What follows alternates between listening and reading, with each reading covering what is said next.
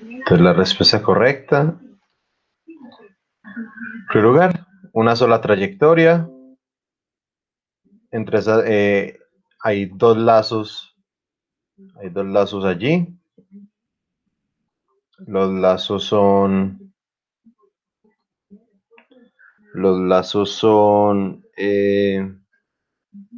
bueno, dependiendo por los nombres, si le pusieron los mismos nombres que definimos la vez pasada, los lazos son G1, G2 y H2 negativo, y G2 con H1 negativo.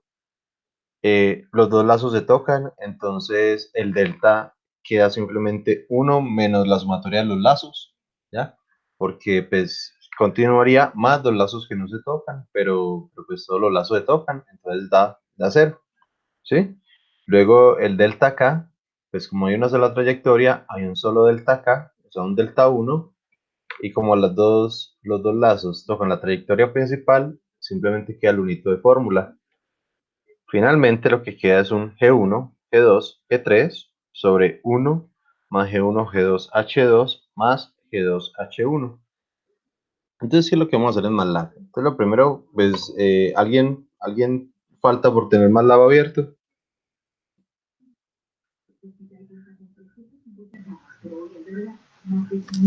Yo, profe. Bueno, démosle un momentico.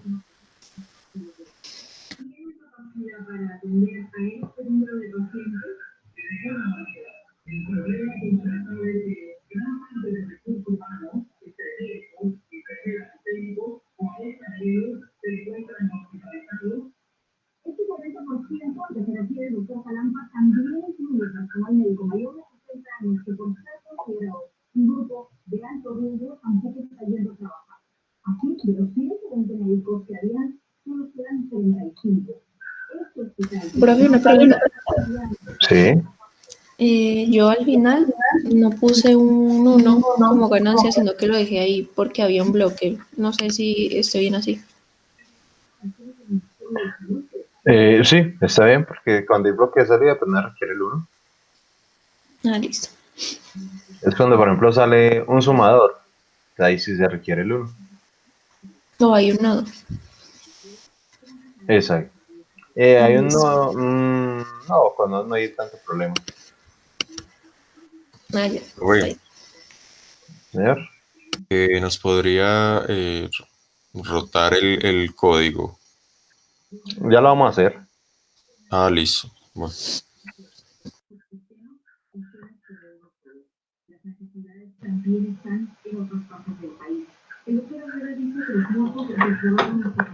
Listo, ya a todos ya le abrió MATLAB.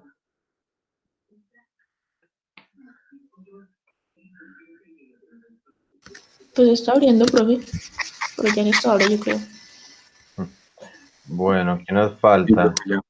Nos falta Sánchez, nos falta Garcés. 2, 4. Iván también falta. ¿Quién más? Ah, Iván. Iván. Bueno.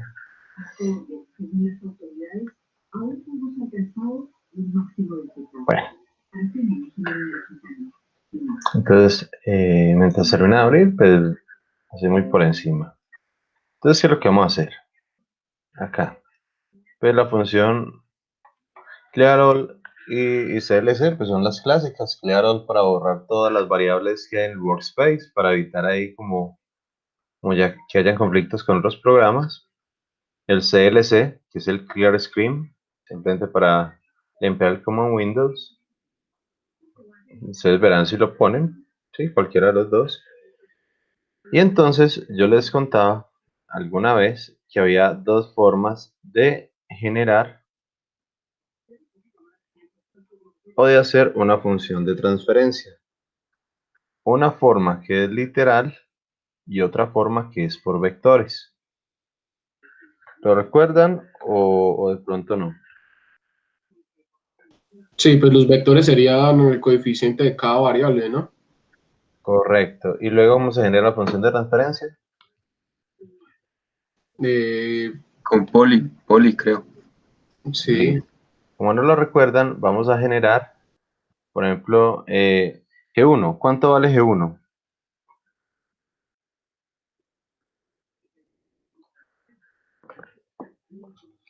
Muchachos, ¿cuánto vale 8 G1? sobre S más 4.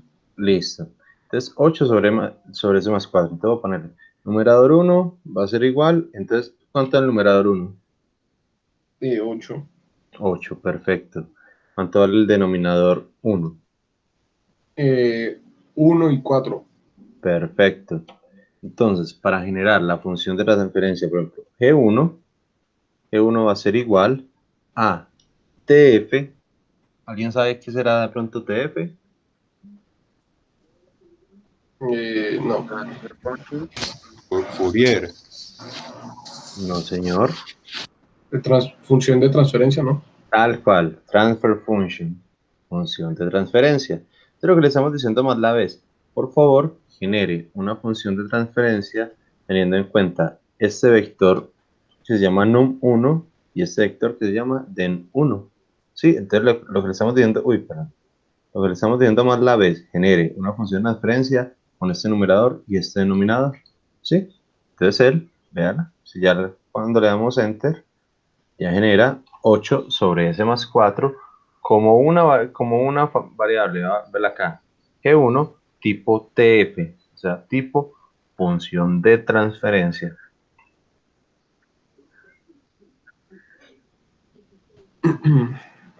¿Sí? Esa es la primera forma, por vectores. La segunda forma es de forma literal. Es por vectores o de forma literal. Por vectores se define un numerador y un denominador y se usa la función TF. De forma literal es esta que yo tengo acá. Estas dos líneas. ¿Sí? Yo ya no defino un numerador y un denominador. Lo único que hago es definir una variable tipo función de transferencia. Yo le digo, vea, S va a ser una variable tipo transfer function y se va a definir por la letra S. ¿Sí? Y entonces lo único que hago es escribir de forma literal mi función de transferencia, que será 8 sobre S más 4. Mucho cuidado que si notan, S más 4 está entre paréntesis. ¿Sí? Porque si dejamos, por ejemplo, y le quitamos el paréntesis, esto va a ser 8 sobre S. Esto como un fraccionario, esto como si fuera el primer pedacito. Y el más 4 va a quedar como el término independiente. ¿Sí? Entonces toca tener mucho cuidado de cómo se escribe.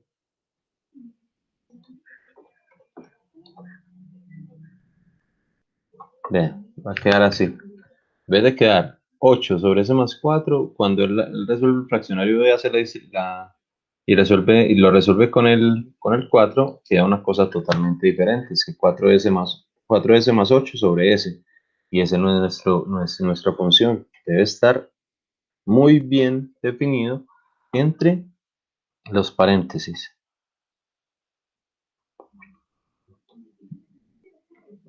¿Sí? Entonces, cuando lo ejecuten, lo pueden guardar con cualquier nombre.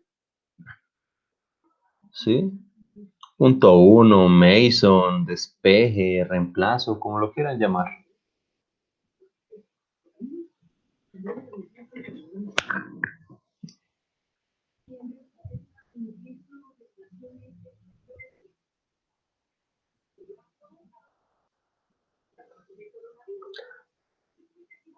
¿Alguien falta por generar este 8 sobre S más 4?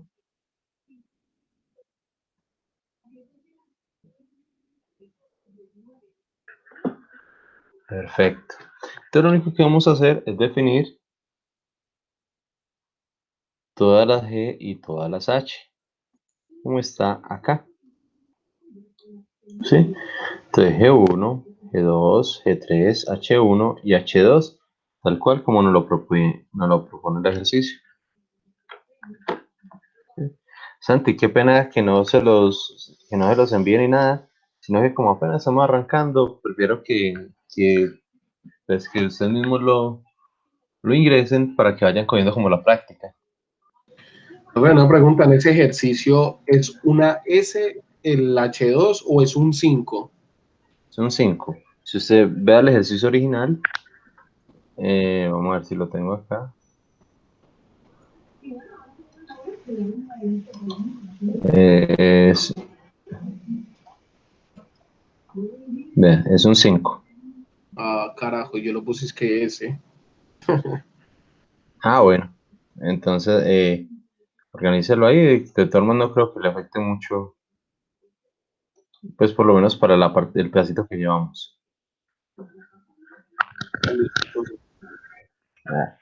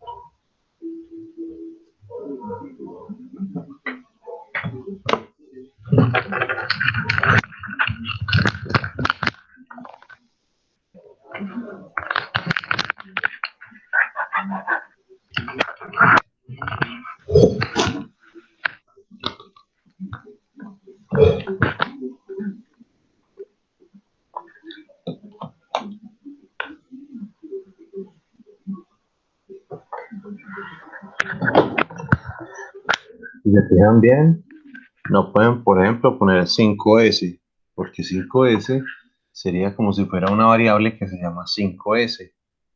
Es muy diferente si es 5S a 5 por S. ¿Sí? Entonces deben tener muy bien como separado esas S. Inclusive, si ustedes ponen 5S, muy posiblemente MATLAB les dice que hay un error de sintaxis, que falta el por.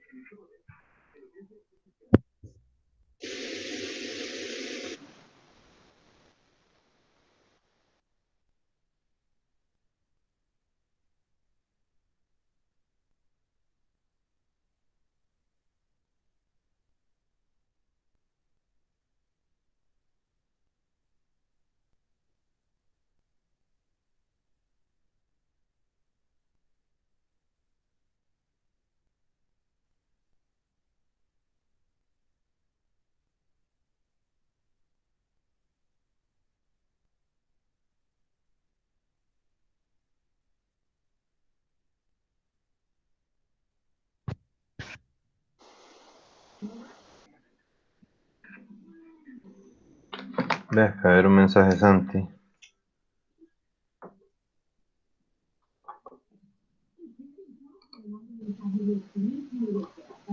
Ah, listo, interesante. Juancho, bienvenidos. Profe, ¿cómo es? No voy a poder entrar porque no me había dado cuenta de ese pequeño detalle. Sí, mira que no, pero ahí acabé de verlos. Listo, muchachos. Entonces, aquí ya tuvieron que haber creado todos. Y si, obviamente, si les pone el punto y coma, es simplemente para no mostrar acá en el coma Windows. Y si le pone el punto y coma, no lo muestra. Entonces, si lo ejecutamos, si le damos run arriba, debe generar toda la función de transferencia. G1, 8 sobre S más 4. G2, 5S más 4 sobre, y él hace la distributiva. Aquí lo definimos como S por S más 3. Y él lo resuelve como S cuadrado más 3S. ¿A alguien le generó algún problema? No, profe, pues a mí no. Muy bien. Listo. G3 queda literal. Bueno, él resuelve. No, esto no es un binomio. Claro. 6S más 7 sobre S cuadrado menos 4S más 4. El otro es 6 sobre S más 2. Entonces, 6 sobre S más 2. Y el último simplemente es un 5. Bien. Sí, profe. Perfecto. Ahora lo único que vamos a hacer es definir nuestro valor. Yo lo voy a llamar G. Sí, pero puede ser obviamente llamado de cualquier forma. Y acá simplemente viene la formulita que nosotros hallamos. G1 por G2 por G3 sobre 1, sobre 1 más G1 por G2 por H2 más G2 por H1. Así. Profe, Sí, perdón un momentico, ¿será que usted puede poner la imagen de los bloques, lo del original? Un momentico. Tengo como una... Profe, esa al que usted llamó el bloque esa de 6 sobre S más 2, ese no entra en negativo a la retroalimentación. sí, entra en negativo, correcto. Entonces, ahí no quedaría, ahí no quedaría esa expresión negativa, ¿no? Sí queda negativa, pero cuando usted resuelve, la regla de Mason se le vuelve positiva. Con lo que usted me mostró, note que lo que hay dentro del paréntesis vale menos G2 por H1, ¿cierto? Revise su hojita y ahí es donde está negativa. Y simplemente por la formulita se convierte en positiva. Pero es por la formulita. Pero vea que usted la tiene negativa. Usted tiene menos G2 por H1.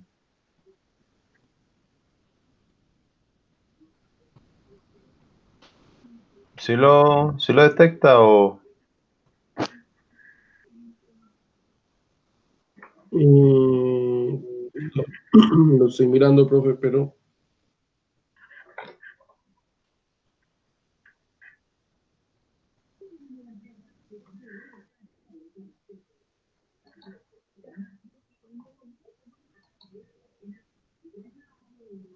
Ah, sí, profe, ya vi la... Sí, vamos a ver si aquí puedo escribir. Sí, joder. Cuando usted hace...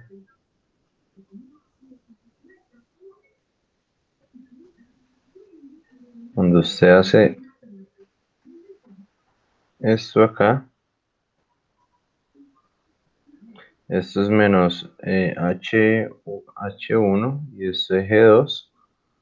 Cuando lo resuelve, entonces ese lazo, digamos que usted lo llamó lazo 1, queda menos G2 por H1. Sí, y cuando lo resuelve, es 1 menos la sumatoria de todos los lazos. Sí. Entonces, ese negativo, como lo teníamos menos G2 por H1, se vuelve simplemente positivo. Ah, no, sí, lo tengo bien, ese es el otro término que lo tengo mal. Ah, sí, exacto. Bien. Entonces volvemos acá. Entonces simplemente definimos lo que ustedes hallaron por la regla de Mason.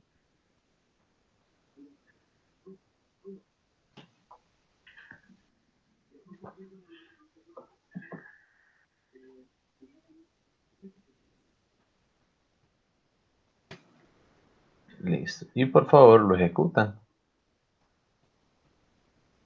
¿Sí recuerdan cuánto da ese ejercicio? ¿Lo tienen No, por ahí a la mano?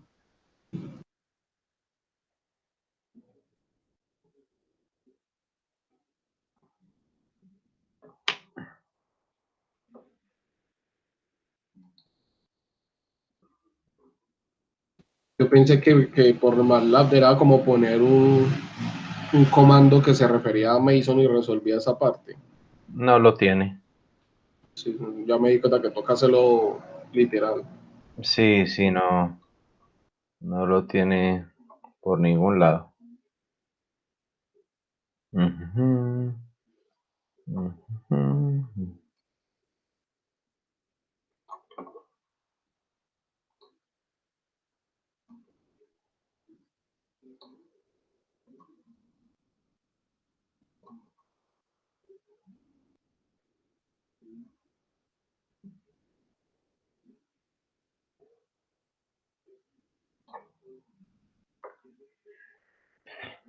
Listo. ¿Qué pasa cuando lo ejecutan?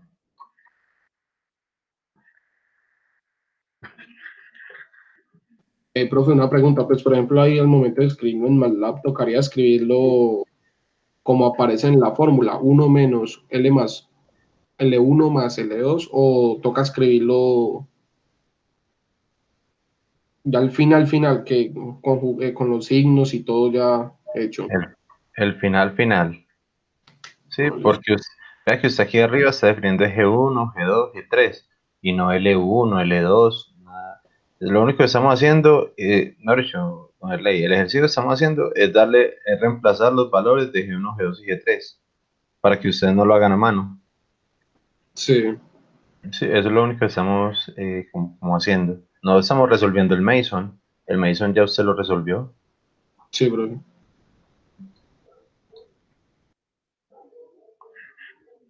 Bien, entonces cuando lo ejecutan, da este término de acá.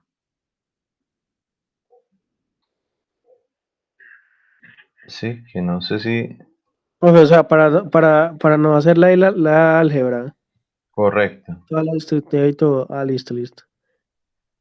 correcto.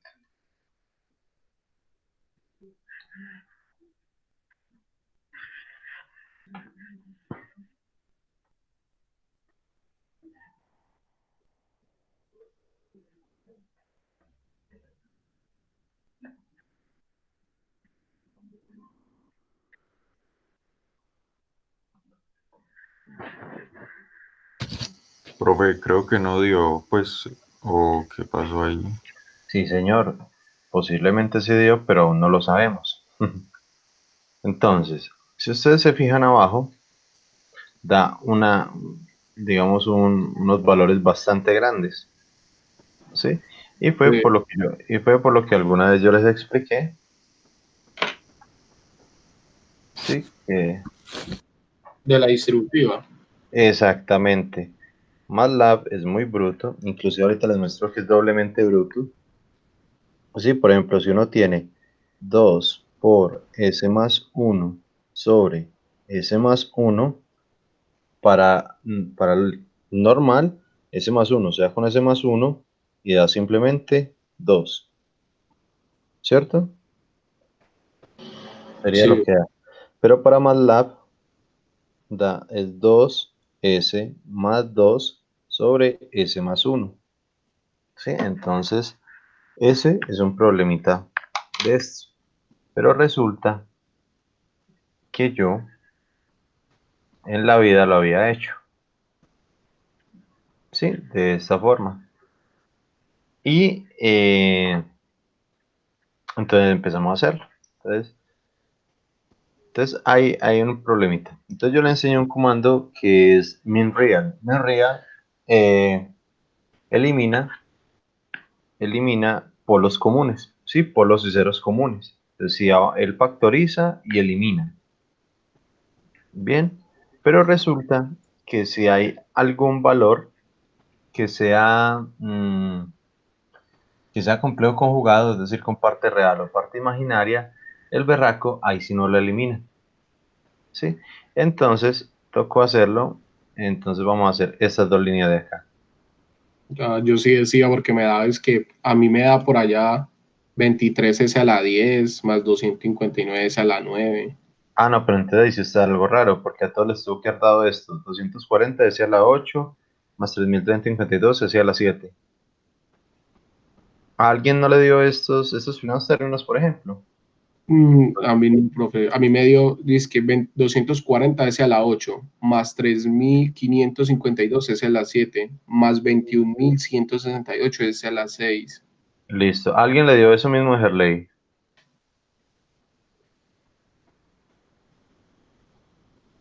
Don Herley, ¿me repite esta ecuacióncita, usted cómo la escribió, por favor?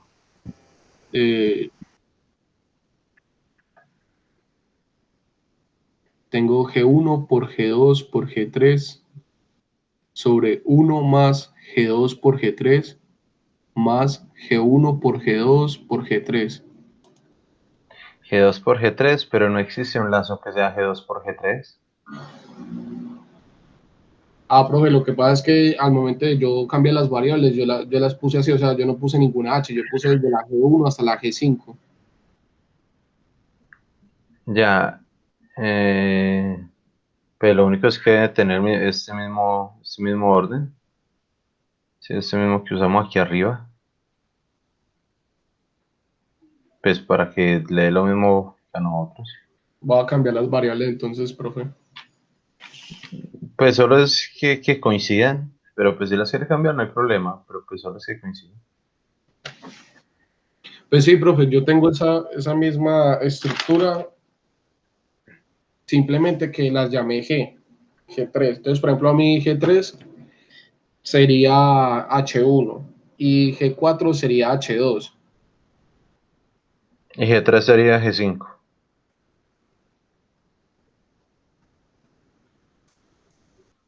Y G3 me aparece G5, sí. Bueno, entonces debe concordar. Entonces no sabría cuál es el... Porque a todos les tuvo que haber dado esto. Muchachos, ¿me confirman si a todos les dio estos primeros valores? Sí, profe, eso va. Sí, profe. Gracias, sí, don Herley. Usted es de pronto, ¿tiene alguna variable diferente, algún valor asignado diferente? Pues ya lo estoy revisando, profe. Démosle un instante a Herley para que lo...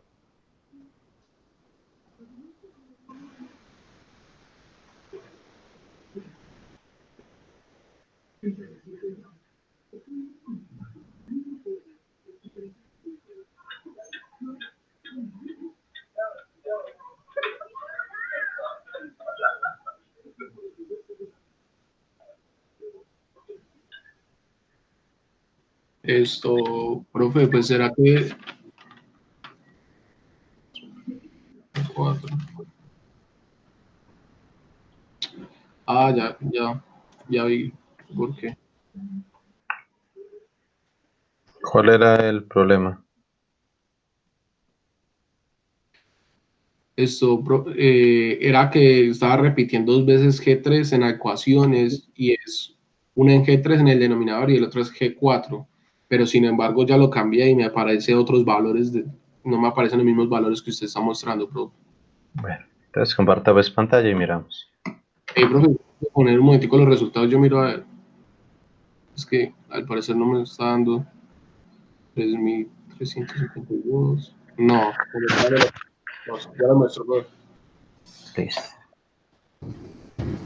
¿Qué es lo que está haciendo allá? Convertir formato de polo 0. El ley está yendo trancón, hermano. Profe, yo no sé, ya le estoy compartiendo pantalla. No sé si está bien.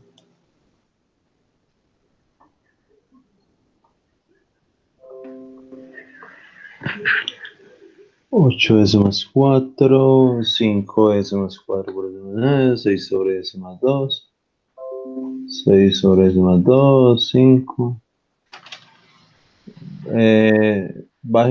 No veo bien la... Ah, sí, suspensión. E1, G2 por G3. E1, G2 por G3.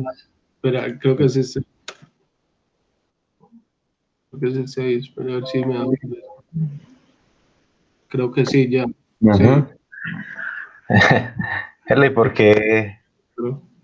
¿por qué pones las variables a las de todos?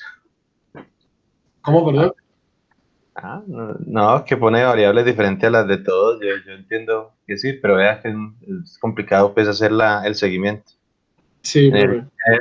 en el ejercicio así de copiar y todo, es preferiblemente tener las mismas variables. Sí, profe. Listo. Entonces, ¿qué es lo que vamos a hacer? Entonces, ¿qué es lo que le estoy haciendo acá? Luego le estoy diciendo, por favor, utilice esta función. Una función que llama tf2zp. ¿Alguien tendrá alguna idea de qué es tf2zp? Hacer la transformación la transferencia Funciona a, no, ZP, no sé qué comando será. a 0 polos, algo. Correcto. Perfecto. Entonces, lo que le estamos diciendo ahí es, coja, bueno, voy a hacer un paréntesis antes. ¿Sí? Si notan, aquí a la izquierda, a excepción del 5, ¿sí? Todas quedaron con algo que se llama TF. Dice, valor, por ejemplo, de G1 o de G2, cualquiera, dice 1 por 1 TF. Si nosotros le damos doble clic a cualquiera de estas, cualquiera que dice Transfer Function, arriba se nos va a abrir una estructura de programación. Y esa estructura de programación tiene un poco de información. Solo de esa función de transferencia tiene un numerador, un denominador, una variable, un tiempo de retardo, un tiempo de muestreo, tiene una cantidad de elementicos, ¿sí? Tiene 1, 2, 3, 4, 5, 6, 7, 8, 9, 10, 11, 12, 13, 14, 15, 16, 17, tiene 18 elementos, ¿sí? Internamente, haber generado, por ejemplo, esta funcióncita de transferencia, 8 sobre s más 4, genera estos 18 campos, ¿sí? Pero esos 18 campos están en una estructura de programación, todos están en una sola estructura, ¿sí? Y dentro de esa estructura, entonces están estos diferentes elementos. Bien, entonces, qué fue lo que hice? Entonces yo le dije, vea, por favor, necesito que me transforme de una función de transferencia a una representación de ceros y polos. Bien, ¿de quién? Entonces acá es donde, digamos, usemos esto.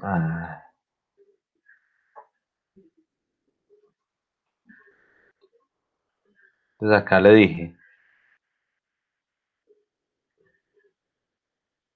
él para usar esta función, ¿qué pide? El numerador y el denominador de la función. Pero pues uno que se va a poner a escribir, toda esta chorrera. Sí, 5.000 menos 13.988 menos 43.000, nada de eso. ¿Sí? Entonces yo le digo, simplemente, para mí, yo llamé G3 a... Uy, perdón, ¿dónde me fui? Acá. Yo llamé G a esa función final, ¿sí? Yo le digo, de esa función G que generó, apunte, con este punto le digo, vaya a una dirección o a una parte de esa estructura que se llama num o numerador. Y le digo de cuál estructura. Entonces le estoy diciendo, de la estructura 1, de la variable G, vaya a la estructura num, a la función num. Y de la estructura número 1 de la variable G, vaya a la función den.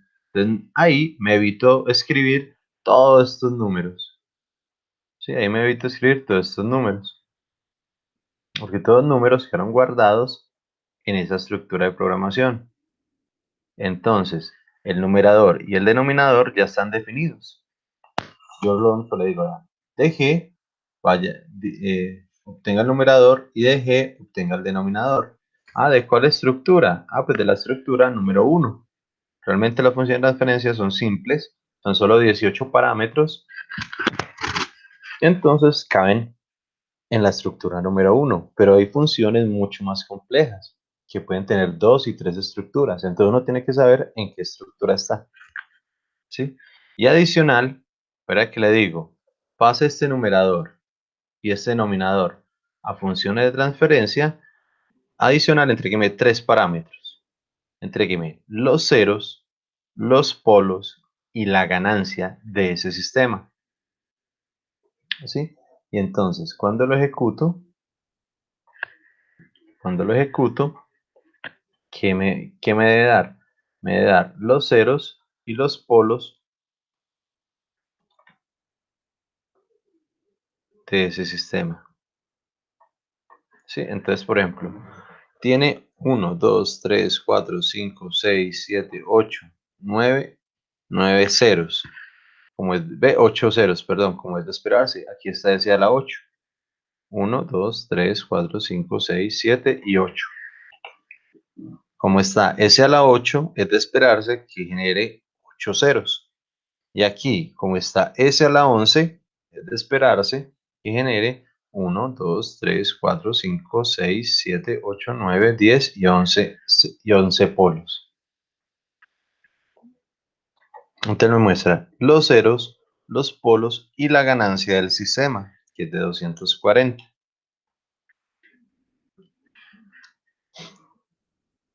Sí, y aquí es donde yo les digo que MATLAB es más bruto todavía.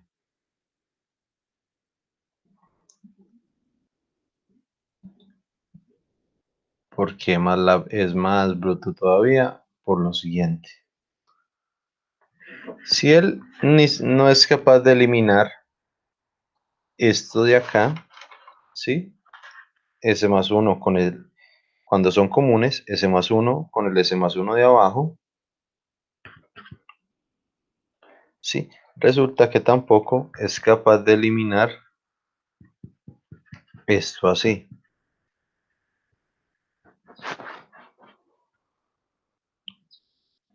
Cuando tenemos S y S, él los elimina, ¿sí? Él sí es capaz de eliminar S con S, no hay problema. Pero no es capaz de eliminar si dice, por ejemplo, S sobre S más 0J, ¿sí? 0J quiere decir que no hay parte imaginaria, ¿sí? Entonces como si esto fuera un 0, pero MATLAB no lo reconoce, como si eso fuera un 0 y MATLAB no tiene ni idea que eso es un 0. Él cree que esto es un término de 2 elementos, y como es un término de 2 elementos, no es capaz de eliminarlo, ¿sí? No es capaz de eliminarlo. Entonces, además de que no es capaz de hacer estos elementos, si usamos MinReal, tampoco el MinReal no es capaz de eliminar esto de acá. Si el MinReal es capaz de eliminar estos comunes, la función MinReal, pero no es capaz de eliminar elementos que tengan complejos conjugados y elementos que no los tengan, aunque sean iguales. ¿Y me refiero a qué? A esto de acá. Si ustedes notan, por ejemplo acá hay dos ceros en 0 y en 0, ¿sí? Y abajo hay dos polos en 0 más 0J y en 0 más 0J, ¿sí? Se supone que ambos son lo mismo. ¿A qué me refiero? A que ambos son esto de acá. Por ejemplo, voy a borrar otro pedacito. Entonces ahí lo que tiene es un 0 en 0 por otro 0 en 0 sobre S más 0J por S más 0J. Ahí ya MATLAB le pudo. ¿Sí? Esto ya le puede a MATLAB. Vamos ahora a mirar. ¿Sí? En esta forma de cálculos. Ahora, luego pusimos una segunda línea de código que era esta G2ZPK. ¿Sí? Esta. No sé si ustedes la pusieron.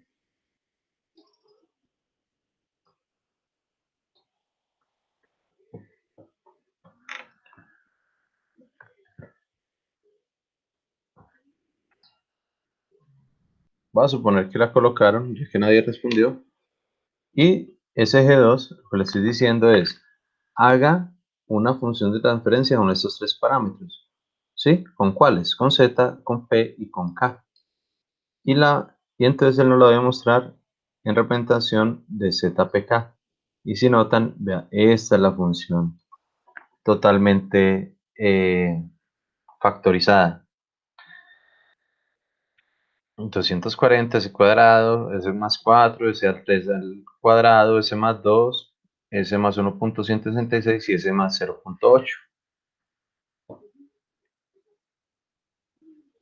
¿Sí? De ahí, ¿qué términos son comunes?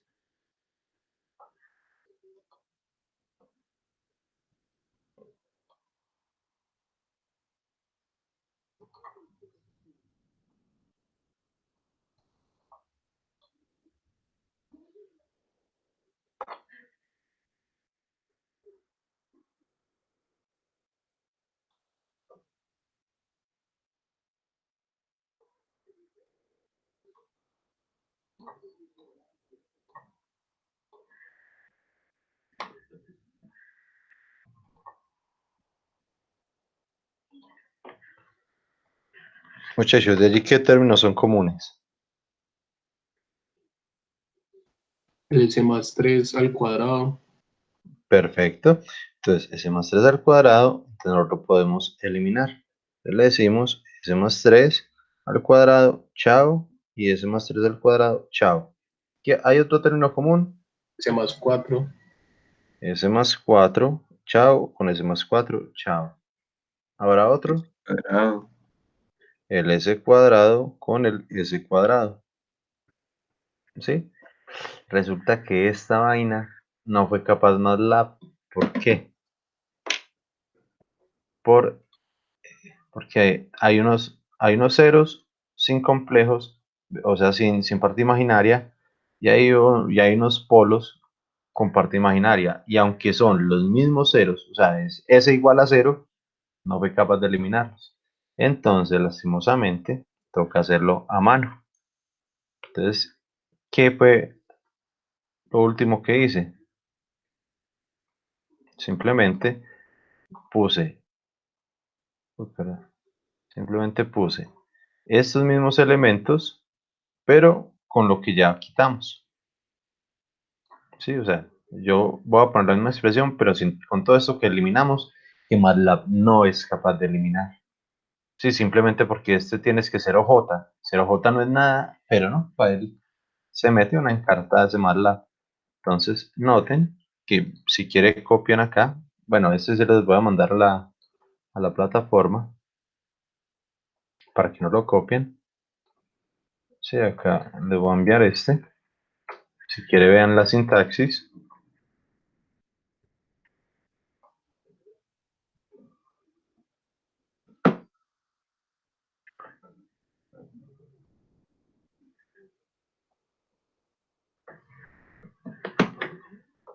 Y hay un último problema. Mejor dicho, esta no es la metodología para hacerlo, sino que el lunes yo les había dicho, les voy a enseñar cómo hacer los MATLAB, pero esta no es una buena metodología. ¿Sí? Noten que él tiene, ¿quién me hizo mi herramienta lupa?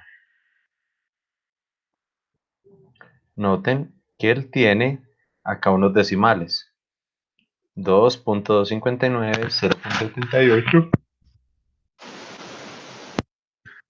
5.961 y 236.1. Estos decimales son aproximaciones a elementos mucho más extensos. Entonces, como son aproximaciones, ¿qué va a ocurrir? Que se perdió información. Si se perdió información, entonces va a tener algunos problemas si queremos como recuperarla. Si ya la copiaron, si ya la copiaron, por favor ejecútenla, ¿sí? Y da este resultado. 240, tan, tan. Y entonces yo les voy a comparar con lo que les dio el ejercicio a quienes lo hicieron por álgebra de bloques.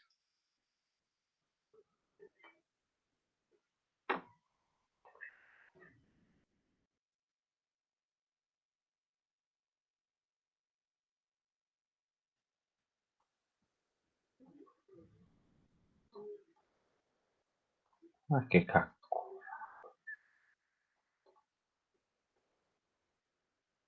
Aquí en la revisión por álgebra de bloques dado este resultado. ¿Sí? Y si los comparamos, dice, vamos a comparar primero el denominador. ¿Sí? El denominador dice s a la 6 más 5s a la 5, entonces lo hago acá, s más 6 más 5s a la 5 más 224s a la 4 menos 259.9. Ahí pierde información y realmente daba 260. Pero para MATLAB da 259.9. Nosotros sabemos que es 260, pero pues por esa pérdida de decimales no fue capaz de aproximarla. Menos 1492, menos 1492, más 1248, menos 1664. Digamos que lo tenemos casi perfecto. Vamos a ver el numerador. El numerador tiene 240, bien, 952, bien, le das que a MATLAB le da 252.1, también a esta no le sobró decimales, sino que le sobraron.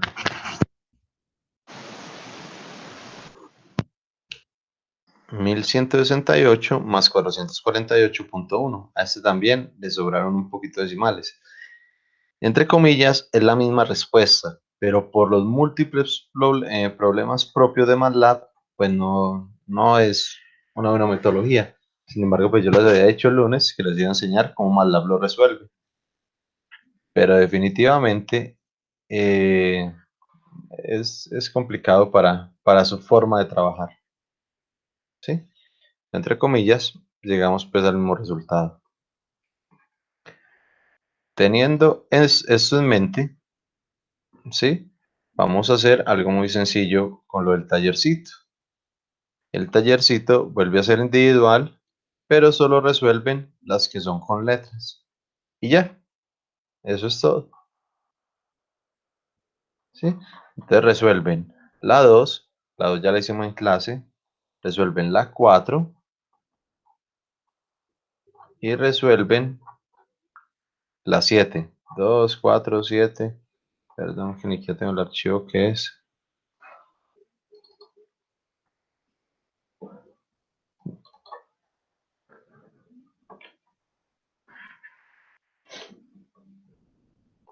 Van a resolver la 2, la 4,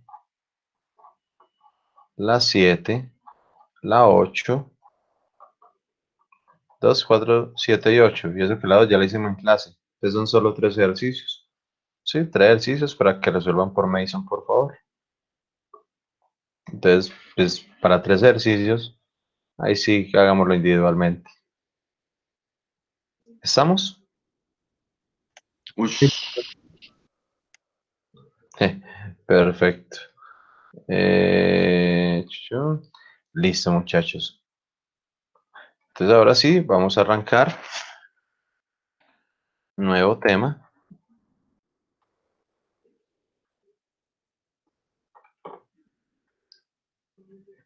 ¿Qué más les iba a decir? No, arrancamos ya. Nuevo temita.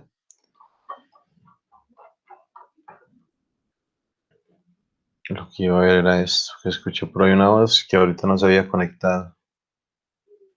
Profe, yo tengo una pregunta. Señor, Profe, y cuando usted saca los ceros, los polos y las ganancias nunca se usan para nada. sí, claro, si nota,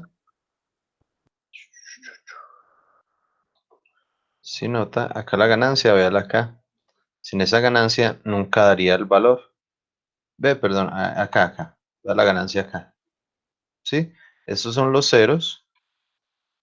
Voy a subirlo un poquito más. Espero que la pantalla sea suficiente, pero parece que no nos va a hacer. Voy a darle lupita. A ver si logramos ver un poquito mejor. Listo. Vea, por ejemplo, acá está. Los ceros. 0, 0, menos 4, menos 3, menos 3, menos 2, menos 1, 6,67 y 0,8. ¿Sí? Esos ceros, véalos acá. Hay 2 en 0, 1 en menos 4, 2 en menos 3, 1 en menos 2, 1 en menos 1.1667 y 1 en menos 0.8. ¿Sí? Eso es como la traducción de esto en términos de la función. ¿Sí lo nota? Sí, profe, sí, ya entendí, ya vi el Bien, 240, sino que no exacto. había... Los politos, la misma forma, pero la ganancia, sin la ganancia, pues imagine, o sea, esa ganancia está multiplicando cada uno de estos términos. Sí. ¿Sí? Entonces, si la ganancia no está, no, pues nunca va a dar. Ah, listo, profe, gracias. Listo. ¿Alguna otra pregunta sobre Mason o sobre esto que hicimos ahorita en código? Claro que esto que hicimos en código, pues, o medio maluco. Sí, por ello no me gustó la eficiencia, los problemas numéricos de MATLAB.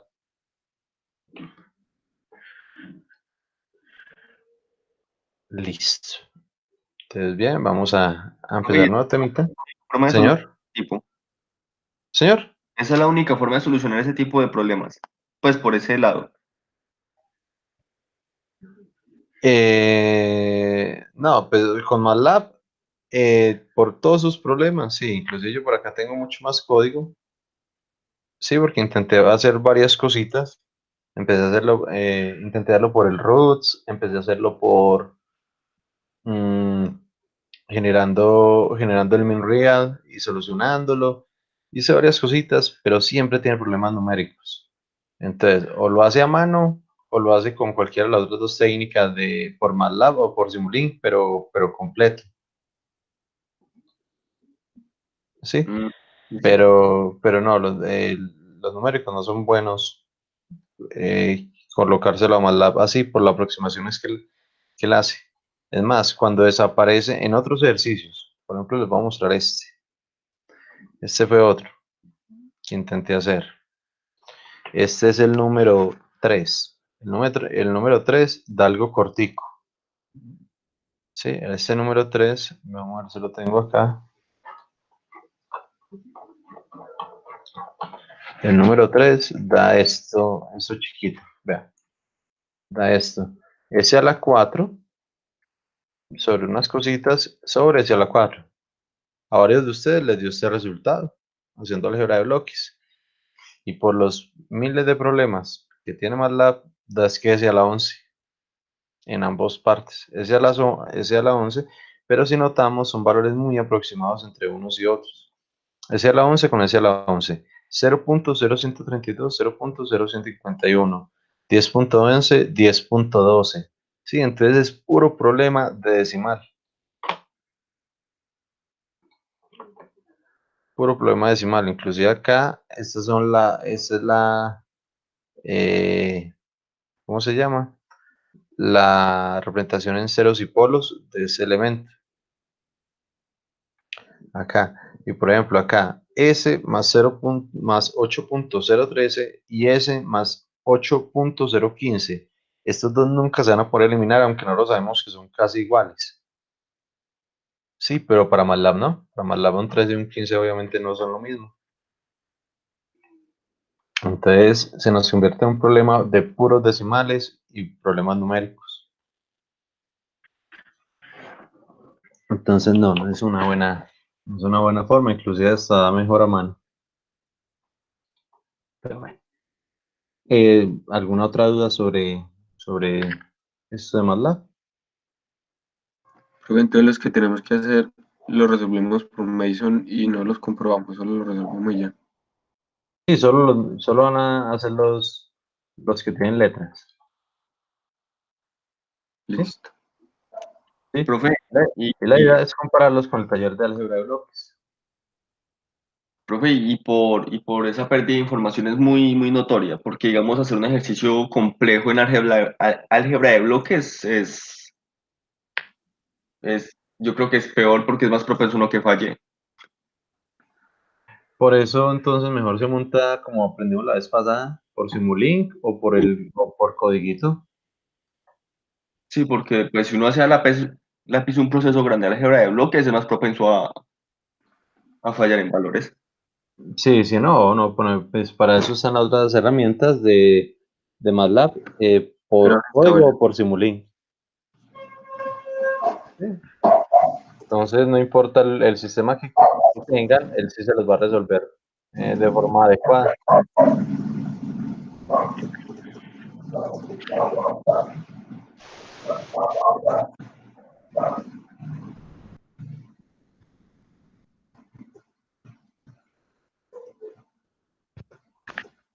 Listo, muchachos. Entonces, hoy vamos a iniciar con un nuevo tema, parte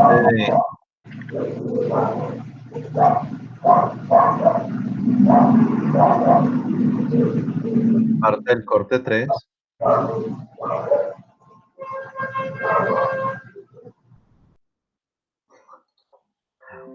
Parte del corte 3 sobre el tema de análisis de respuesta en el tiempo.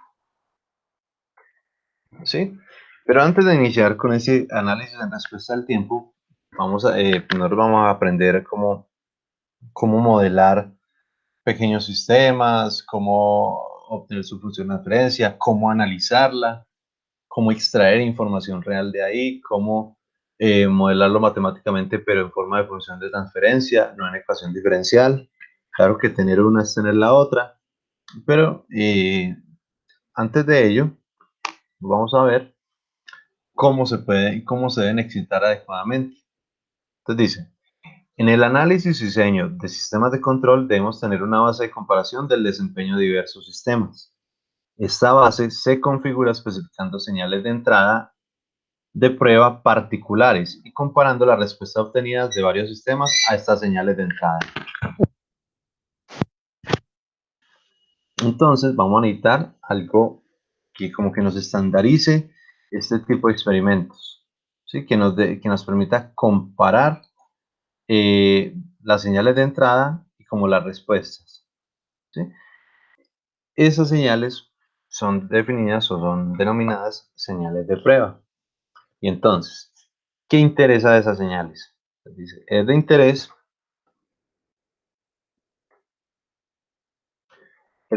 conocer la velocidad de respuesta, la precisión y el grado de estabilidad en la respuesta de los sistemas dinámicos.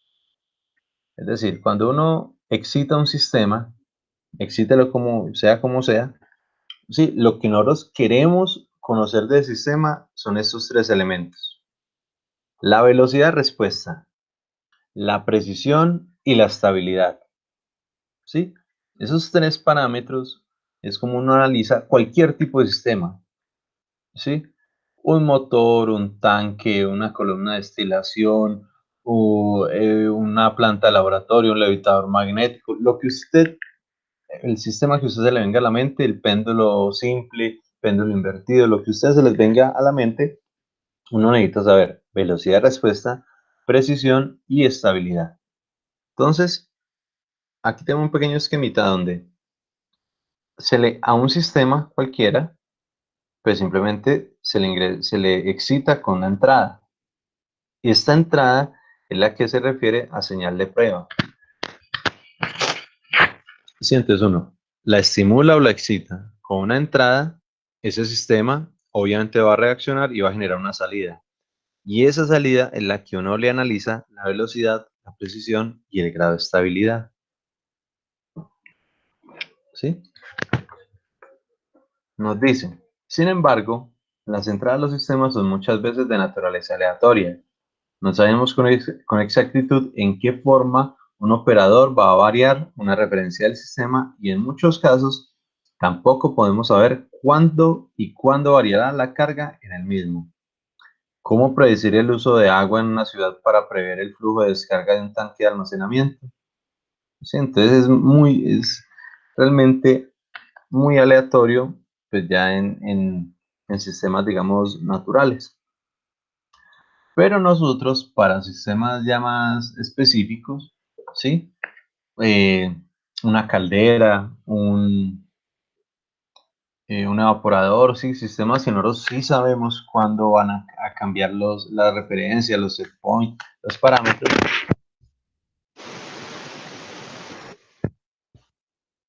Para ello, entonces, ahora sí, podemos utilizar estas que son definidas. Entonces dice, para el diseño del sistema realimentado, es importante poder comparar las respuestas con distintos parámetros y o esquemas.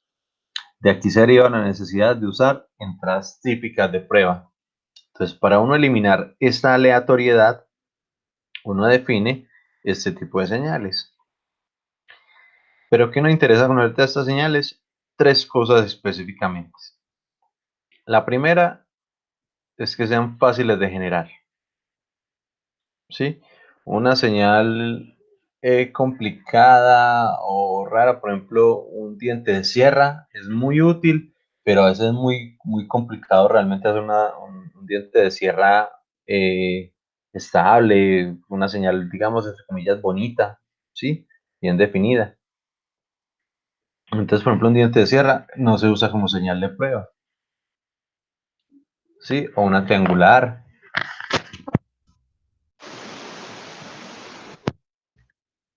Lo segundo, además de que sean fáciles de generar, es que exijan dinámica y estáticamente al sistema. ¿Sí? Y eso ya va un poco más de fondo sobre su análisis frecuencial y que se pueda usar a lo largo del ancho de banda del sistema, pero digamos que ya es un análisis un poco más profundo, y ahí ya donde entra fuerte Fourier y todo esto, pero que no, digamos que por el momento simplemente lo exija dinámicamente.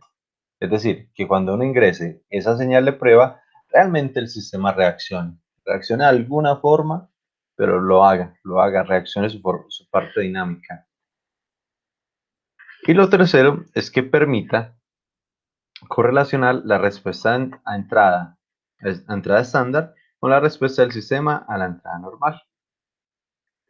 Entonces, ¿cuáles son esas señales? Hay 4 señales muy típicas, ¿sí? Para usar.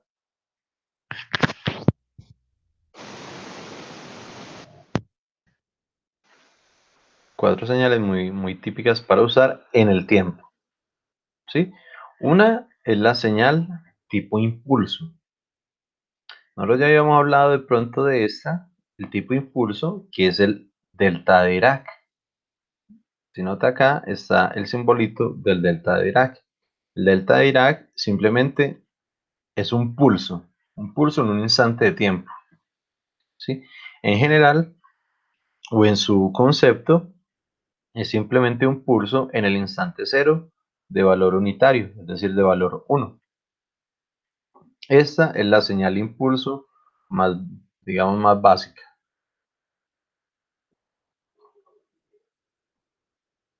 ¿Sí? Entonces, en el instante cero, un pulsito que vale 1 y ya. Y en el resto del tiempo simplemente es 0.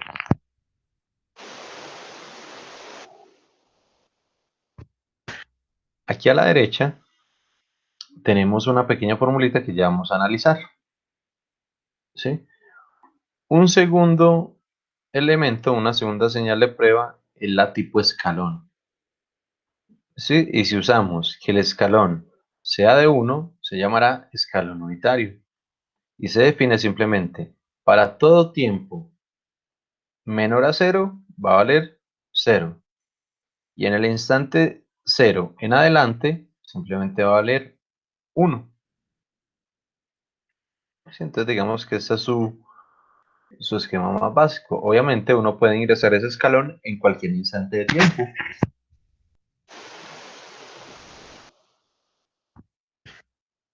La tercera señal de prueba es la tipo rampa.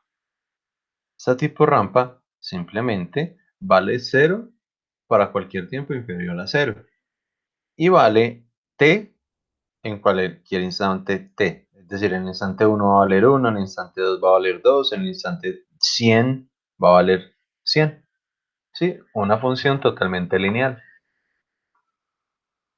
Y la cuarta es la señal tipo parábola. Sí, muy bien analizada por ustedes en todos sus cursos de cálculo. Sí, obviamente esa parábola uno puede tener a la 3, a la 4, a todo, pero la parábola que aquí se habla es simplemente al cuadrado. ¿Sí? Como entre ellas tiene una relación matemática muy fuerte, ¿sí? Por ejemplo, vamos a empezar desde aquí abajo, de la última. Vamos a definir que nuestra parábola se define como a de t, ¿sí? Digamos que a de t, pues obviamente esta función.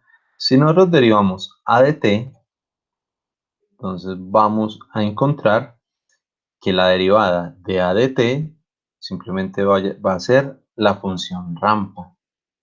Si nosotros derivamos parábola, va a dar rampa. Pero, ¿cómo así? ¿Por qué ocurre eso? Pues muy sencillo. Simplemente, ¿cómo es una parábola? ¿Cómo es la función de una parábola? La función matemática o algebraica realmente.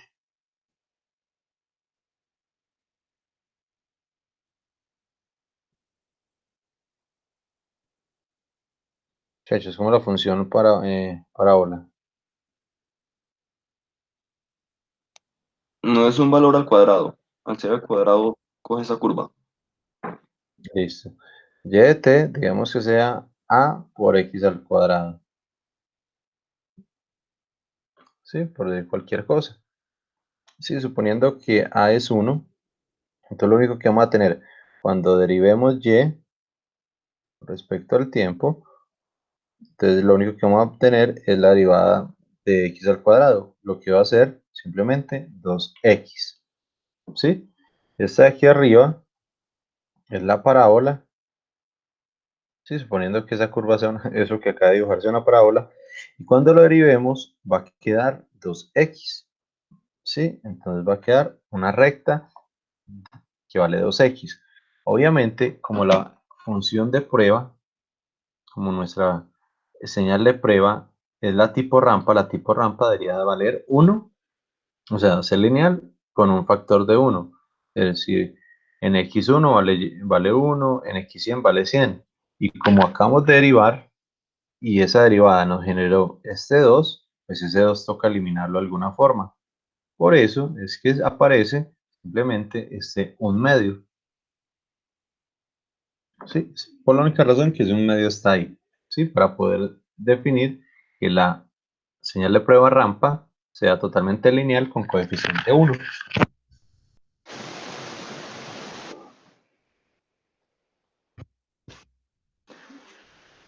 Si ya definimos que esa señal de prueba, entonces acá realmente sería 1/2 por 2, entonces este 2 se va con este 2 y simplemente queda x, ¿cierto? Que la función rampa vale x, ¿sí? Entonces, ahora, ¿cómo vamos a obtener la función escalón? Dice que la función escalón, μ de t, va a ser simplemente la derivada de la rampa, ¿sí? Derivada de x, ¿cuánto da?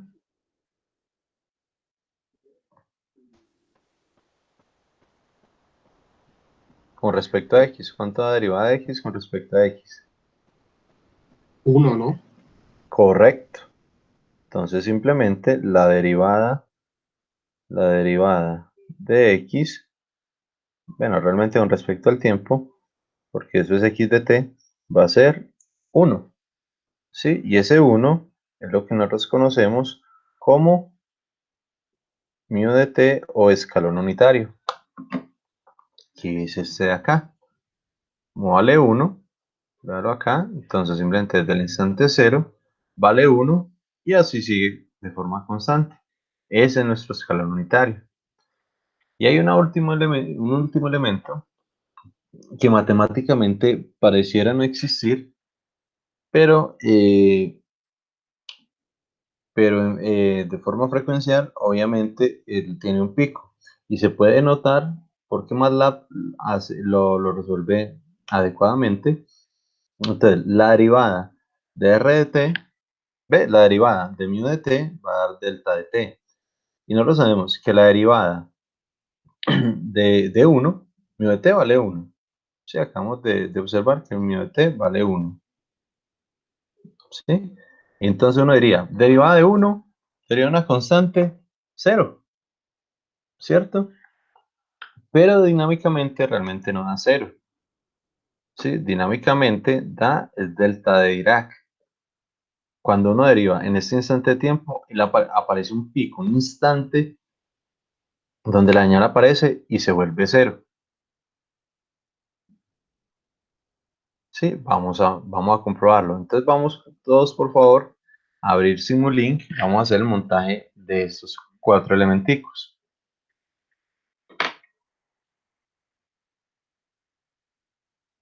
Entonces, por favor, vamos abriendo Simulink.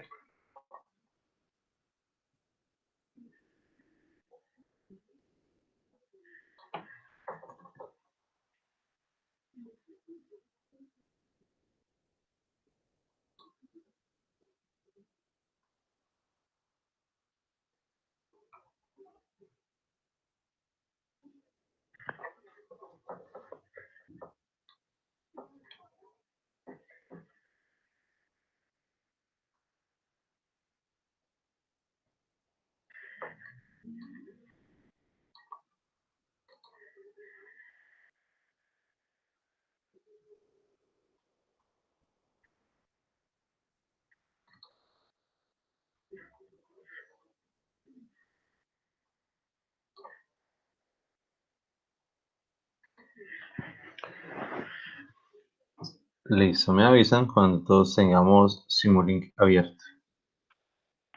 ¿Alguien falta por Simulink o...? Abriendo, profe. Listo, ya.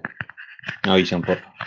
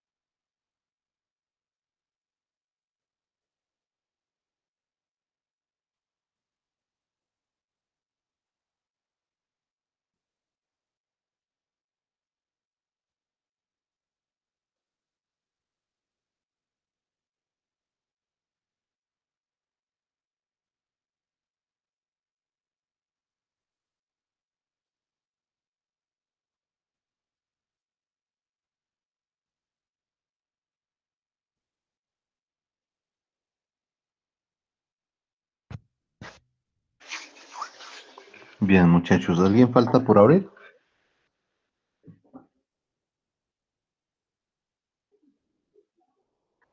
Bien. Entonces, lo que vamos a hacer es el montaje de este. ¿Sí? Vamos a partir como que en nuestra base va a ser el escalón. Como ustedes pudieron ver, pues todo es una relación matemática directa. Entonces, si yo para obtener el escalón unitario debo derivar la rampa, si tengo el escalón, ¿cómo hago para obtenerla? O sea, si tengo la rampa, derivo y obtengo el escalón. Pero si tengo el escalón, ¿qué operación debo hacer para obtener la rampa? Si Integral. exacto, si acá derivo, acá integro. Entonces vamos a tomar como base el escalón unitario, ¿sí? Que es este de acá, ¿sí? Este escaloncito, vamos a tomarlo de base. Entonces, si lo integramos, obtenemos la rampa. Y si volvemos a integrar, obtenemos la parábola. Le pongo el 2 ahí, aunque realmente nunca lo había usado. Sí, no lo había puesto porque no me interesa el análisis, pero digamos que es un medio de acá. Un medio cuando derivo, entonces 2 cuando integro. ¿Sí? Y teniendo el escalón, entonces si lo derivo, voy a obtener la señal impulso. Entonces, este escalón es simplemente un step.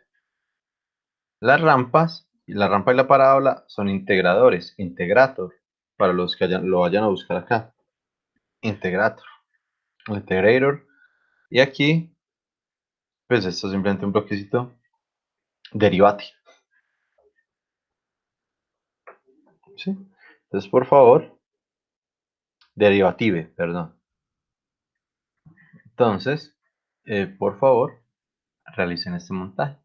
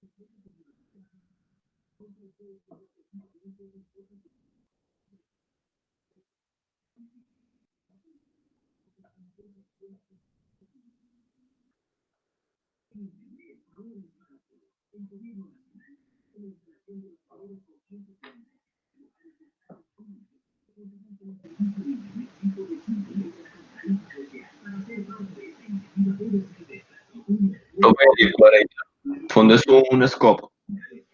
Sí, señor. Es un scope, ya lo configuramos. Para que salgan los 4 canales, ¿sí? Si ponemos un MUX, todo sale en un solo canal. Pero para que salgan los 4 canales, vamos a darle doble clic al scope, ¿sí? Le vamos a dar acá en configuración, y donde dice número de puertos de entrada, simplemente le ponemos 4. Y aquí en layout, seleccionamos, podemos poner los 4 así a lo ancho o así en vertical. Entonces seleccionamos que sea en vertical y le damos OK. Y así, de esa forma, les debe aparecer las 4 entradas.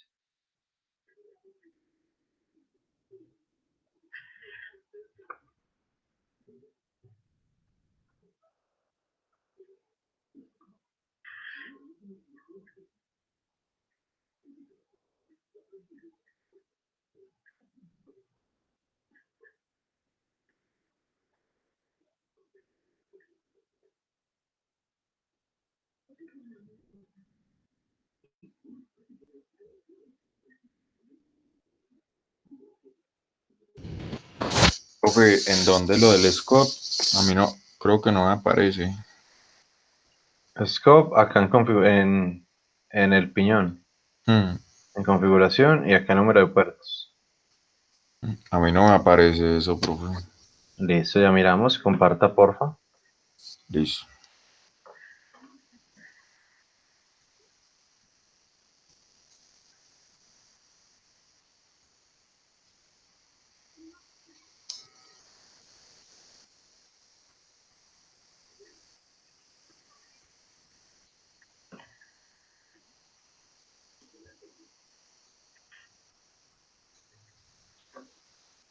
Se está compartiendo, Santi.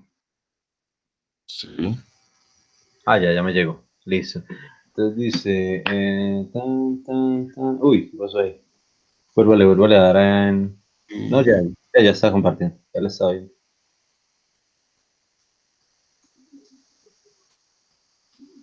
Listo, entonces... No. Animación... ¿Cómo era que se hacía acá? ¿Cómo era que se hacía? ¿Esto qué versión de más la ves, Santi? 2017, creo. Ah, Listo, 2015. Listo, cierre ahí. cierro el scope también. Sí, señor. Y al Listo. bloquecito dele clic derecho.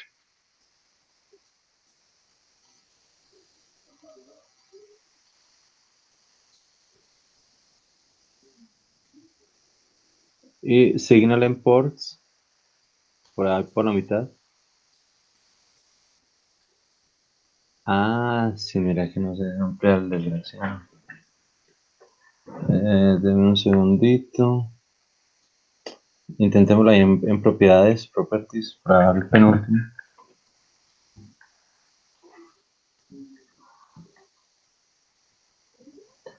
No, señor. Ah. Bueno, entonces, Santi, ponga... No, bueno, volvemos a entrar a propiedades y exploramos las pestañas.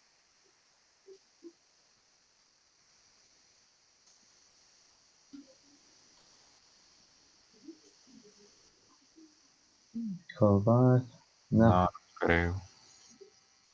Listo, entonces volvamos al scope. Me meto Doble clic. Sí, señor.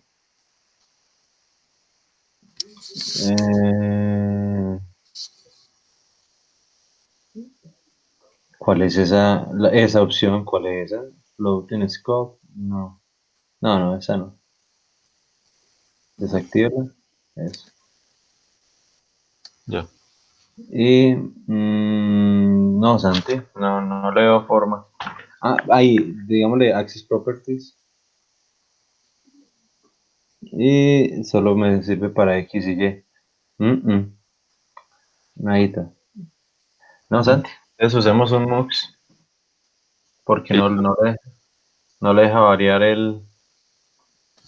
Ah, bueno, profe. Voy a poner un... Un MUX de 4 puertos. Listo. A ver, ¿será que usted me puede explicar otra vez cómo es que configuro el scope? Sí, señor. Dentro del scope de 2017 para arriba, entra aquí en parámetros y aquí dice número de puertos. La layout y selecciona el vertical.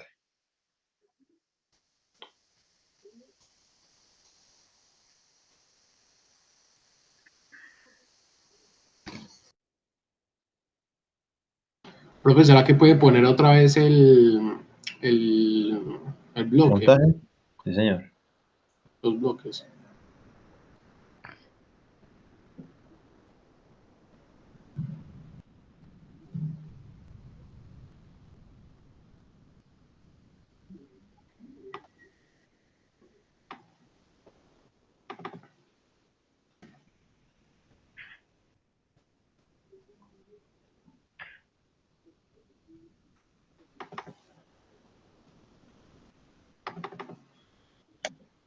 Listo, profe. Creo. Perfecto. Perfecto. Entonces cuando le dé play,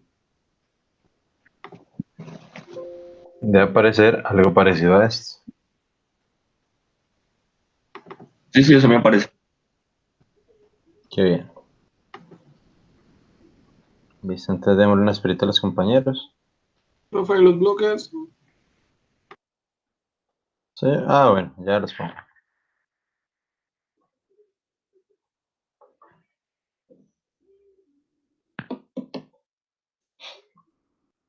Profe, ¿cómo buscamos el escalón? Ah, step. El step, correcto.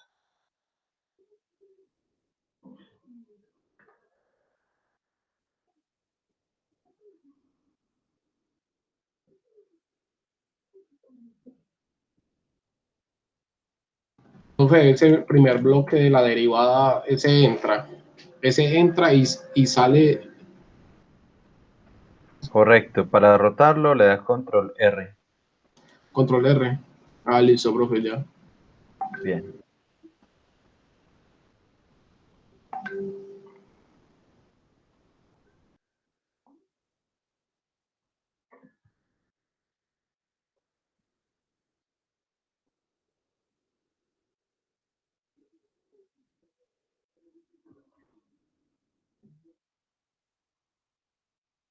Listo. Entonces, cuando lo pongan a correr, lo le den play, entonces les debe aparecer esta representación. ¿Sí? Vamos a empezar por la última. ¿Sí? Tenemos simplemente una parábola normalita. Obviamente, si le damos más tiempo de simulación. Bueno, acá yo le tengo tiempo de simulación de 4. Le voy a poner 5. Sí, todos si quieren le ponen el mismo 5 para que tengamos exactamente las mismas gráficas. Listo, entonces le damos 5, lo volvemos a simular. Y yo le doy, por ejemplo, aquí aumentar. Voy a poner 20 a este. Listo, entonces tenemos acá simplemente una parábola.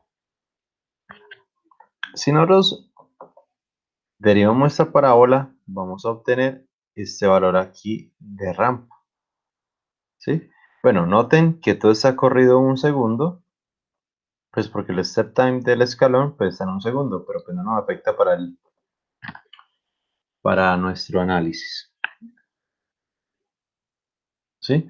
Si nosotros derivamos esta rampa, obtenemos el escalón unitario. ¿Sí? Si no está en 1. Si nosotros derivamos el escalón, aparece este elementico acá, ¿sí? Que es el impulso. Obviamente por tiempo, él se demora un momentico descendiendo, sí, pero realmente el impulso solo es el primer instante de tiempo. El resto ya es parte del problema de la simulación, pero el escalón se hace en este momento, ¿sí? Vamos a ver si es que con 4 se veía menos o qué, pero... Sí, con 4 se notaba mucho menos. Una simulación de 4 segundos, el valor, la señal impulso unitario, sí, se notaba acá. Entonces, impulso, escalón, rampa y parábola. Bien, entre ellos una relación matemática totalmente directa. ¿A todos les dio esto? ¿Entienden más o menos? ¿Entienden pues de dónde sale como el ejercicio? Sí, todo, porque se generan ese tipo de señales, la correlación entre todas. ¿Alguna pregunta?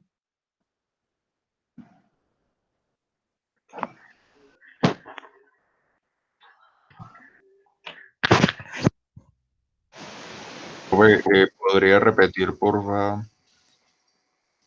Pues integro cuál y me sale cuál. Pero realmente de arriba para abajo, de abajo para Ah, arriba, es lo mismo. ¿Sí? Si tenemos la parábola y la derivamos, obtenemos la rampa como está acá. ¿Sí? Si tenemos la parábola y la derivamos, obtenemos la rampa. ¿Sí? Si cogemos la rampa y la derivamos, obtenemos el escalón. Entonces, si cogemos la rampa, la derivamos, obtenemos el escalón. Y si derivamos el escalón, obtenemos el impulso unitario. Y de arriba para abajo pasa exactamente lo mismo. ¿Sí? Tenemos el impulso unitario, integramos, obtenemos el escalón. Si tenemos el escalón y lo integramos, obtenemos la rampa. Y si tenemos la rampa y la integramos, obtenemos la parábola. ¿Sí? La relación es tan directa que da lo mismo. Tener una es tenerla todas.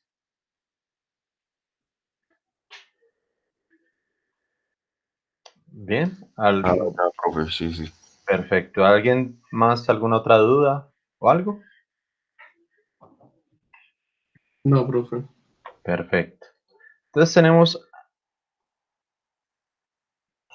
Entonces sigamos acá un momentico con esta introducción. Entonces dice, como los sistemas lineales tienen la propiedad de poder calcular la derivada o integral de una entrada, derivando e integrando la salida, entonces, exactamente lo que le acaba de decir, vea, si tenemos x de t, si tenemos una entrada x de t, obtenemos una salida y de t.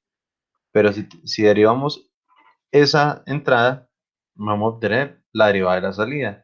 Y si integramos esa entrada, vamos a obtener la integral en la salida.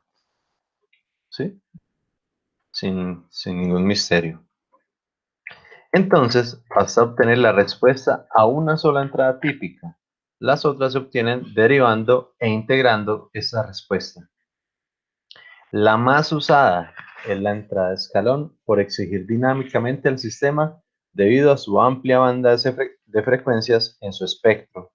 Si hiciéramos un análisis de Fourier, encontrábamos que el escalón es la que más ancho de banda tiene, la que más frecuencias abarca.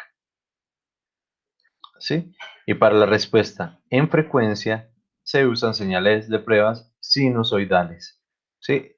Estas de aquí arriba es porque son respuesta en el tiempo. ¿Sí? Pero uno puede analizar los sistemas en el tiempo o en frecuencia. Si fuera en frecuencia, ahí se usaríamos sinusoidales. Bien, entonces digamos que esta fue la parte introductoria. No importa la señal de prueba que use, de que se pueda obtener toda la misma información desde esa, entonces estamos. Esas 4 son las entradas de prueba estándar. Entonces, digamos que con cualquiera que use está bien. Sin embargo, nosotros vamos a centrarnos en la escalón, ¿sí? De aquí en adelante, tanto para los sistemas acá de análisis, todo lo que vamos a hacer en dinámicos y lo que vamos a hacer en control, en fundamentos y en procesos, va a ser basado en el escalón unitario. Ahora sí, vamos a empezar realmente con el tema. El tema se llama respuesta transitoria. Resulta que hay dos partes de un sistema o dos momentos, como lo quieran ver. ¿Sí? Uno es el primer momento donde él pasa de un valor a otro ante una excitación. Y otro momento es cuando él se estabiliza. ¿A qué me refiero? Por ejemplo, vamos a tener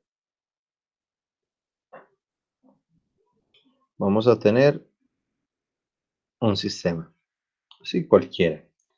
Vamos a excitarlo. ¡Pum! Esa es nuestra excitación y ya sabemos que la excitación es un escalón unitario. ¿Sí? Y entonces ese sistema empieza a hacer cualquier cosa. Digamos que empieza a hacer esto. ¿Sí? Se empezó a mover, sea un péndulo, sea una columna de destilación, sea lo que sea. Empezó a moverse e hizo esa dinámica. Resulta que ese sistema tiene, entre comillas, dos partes. Una parte que es, supuestamente eso es punteado. Una parte donde él empezó a moverse,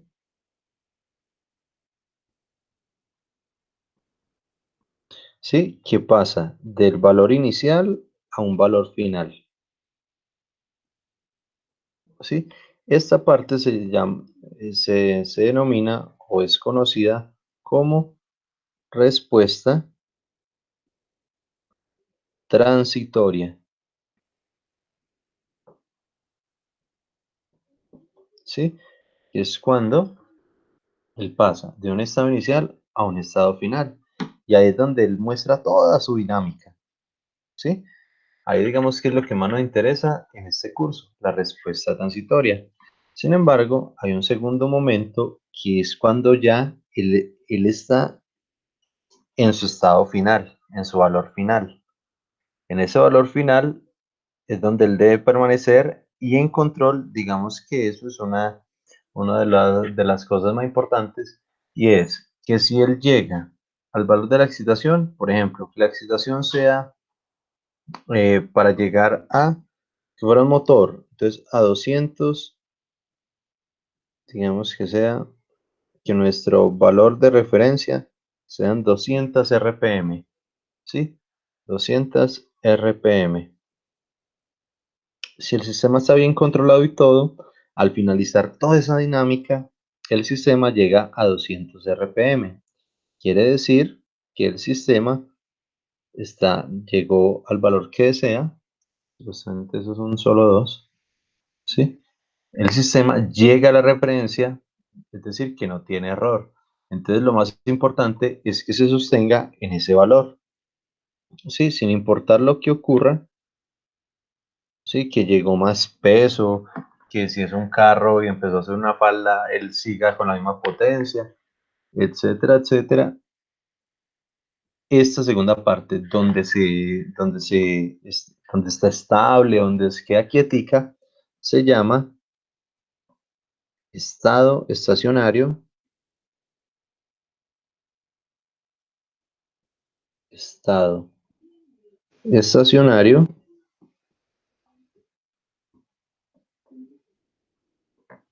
o respuesta permanente. O respuesta permanente. ¿Sí? Entonces tenemos que un solo sistema tiene siempre esos dos estados, esas dos respuestas. ¿Sí? La transitoria, que es cuando pasa de un valor inicial a un valor final, y el estado estacionario es cuando él se queda en su estado final o en su valor final y se conserva ya en ese estado. ¿Sí? Por el momento, nosotros lo que vamos a analizar es esta primera parte, es la respuesta transitoria, y es lo que más nos importa de los sistemas dinámicos, ¿sí? Realmente cuando uno habla de dinámica, habla de este primer pedazo, ¿sí? Acá es donde nosotros hablamos de sistemas dinámicos, en esta primera parte, en la respuesta transitoria, ¿sí? Que es el tema que estamos empezando.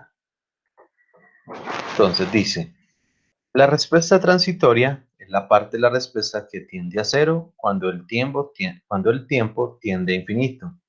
Va desde el estado inicial hasta el estado final. Esta primera parte, por definición, es simplemente la demostración matemática de este elemento, de esta variación, ¿sí? Luego la veremos ya cuando empecemos con la parte numérica. Pero eso que está diciendo ahí es esto. Pero al final lo dicen palabras más simples. Va desde el estado inicial hasta el estado final, ¿sí? Existen, o yo les había dicho en algún momento, ¿dónde está la dinámica de un sistema, muchachos? ¿En el numerador o en el denominador? En el numerador, ¿no? Creo que es denominador. Vamos uno a uno. Perley dice numerador, Santi dice denominador. ¿Quién da más?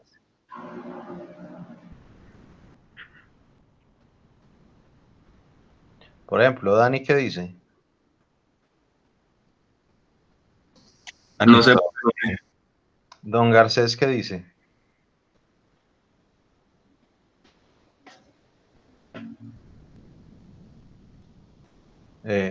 ¿Juan está ahí?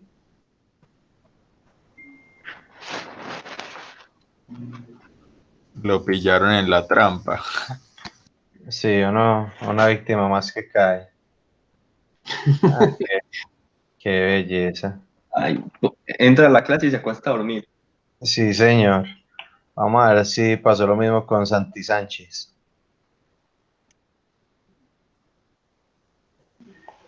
Ay, qué extraño. Los dos durmiendo al mismo tiempo. Ahí es que es verdad. Santi Sánchez está ahí. Yo. Sí, está ahí Bueno, en la cama durmiendo. los voy a expulsar a ver a qué hora entran.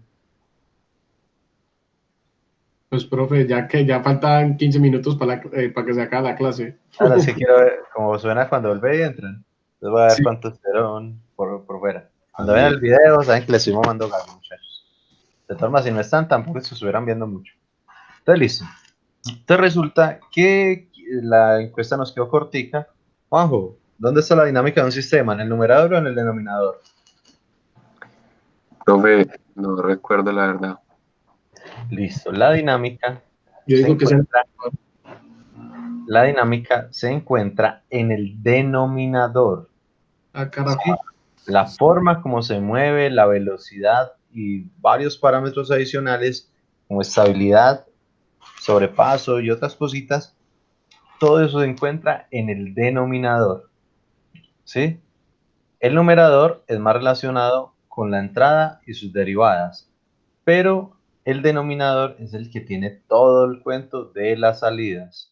¿Sí? Si no los viéramos por allá, un ejemplito, un montaje o lo que quisiéramos ver de las clases anteriores de linealización o de cualquier otro parámetro o de cualquier otro tema, vamos a notar que las salidas están relacionadas, que es en el denominador, y obviamente pues la salida es lo que nos interesa, ¿sí?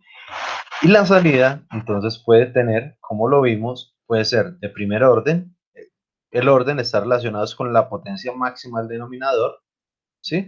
Entonces, por ejemplo, si no nos vamos por el tallercito de álgebra de bloques, vamos a ver, por ejemplo, ¿de qué orden es esta función de acá? Perdón, esta de acá. 8 sobre S más 4. ¿De qué orden es? Se está relacionado con la potencia máxima. De orden 1, ¿no? Correcto. Como la máxima potencia del denominador es 1, uno dice que esa función es de primer orden. Pero, por ejemplo, si nos ubicamos acá en la última, ¿de qué orden es este sistema? 2. De orden 2, ¿sí? Y cuando nosotros lo resolvemos y hacemos todo, por ejemplo, acá, ese sistema, ¿de qué orden quedó? Por ejemplo, esta solución, supuestamente eso es numerador y denominador. ¿De qué orden quedó este sistema? 4. Correcto, ¿sí? Entonces simplemente el orden es con el máximo, la máxima potencia, especialmente el denominador. Aquí es una coincidencia que ambos tengan 4, pero si nosotros nos ponemos a ver, pues generalmente el denominador es mayor que el numerador, porque los sistemas físicos son propios, ¿sí? Si el numerador fuera mayor que el denominador, fuera sistemas impropios que realmente no existen en la naturaleza, ¿sí? Ni en la física ni en la mecánica, actualmente. Bien, entonces tenemos que vamos a empezar por el más sencillo, por los Profe, sistemas de... Señor. qué pena, ¿será que me podría recordar eso de propio e impropio a qué hace referencia? A la relación entre la potencia máxima del numerador y el denominador. No, sí, ¿Eh? eso lo entiendo, sino, o sea, como, a ver, en algo tangible, como, ¿cuál sería la diferencia? Por ejemplo, tenemos que abajo, ahorita lo dijimos, son las salidas del sistema, ¿sí? Las salidas y cada S, pues por propiedades de Laplace, es una derivada de este sistema, ¿sí? Entonces, por ejemplo, tenemos acá una salida que vale 60 o que está relacionada, su derivada con 120, su segunda derivada con 1141 y así. Entonces, todos estos parámetros están relacionados es con la dinámica de salida. Lo de arriba está relacionado es con la entrada, con el valor de entrada, ¿sí? Aquí porque...